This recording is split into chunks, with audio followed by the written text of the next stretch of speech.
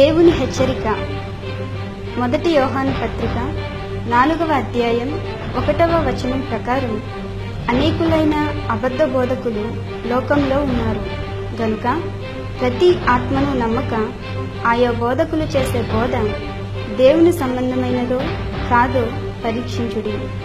అపోస్తల కార్యముల గ్రంథము 17వ అధ్యాయము 11వ వచనం ప్రకారం బెరయాలోని యూదులు వాక్యంను పరీక్షించి తెలుసుకొని విశ్వసించిన విధంగా మీరును వినుచున్న బోధలు బైబిల్ ప్రకారం ఉన్నవో లేదో పరీక్షించి తెలుసుకొని విశ్వసించి యాకోబు పత్రిక 1వ అధ్యాయం 22వ వచనం ప్రకారం మీరు వినువారు మాత్రమే ఉండి మిమ్మును మీరు మోసపుచ్చుకొనకుండా వాక్య ప్రకారము ప్రవర్తించువారునే ఉండుడి. అప్పుడు యోహాను సువార్త 8వ అధ్యాయం 31వ వచనం ప్రకారం మీరు నాకు శిష్యులై ఉందురు.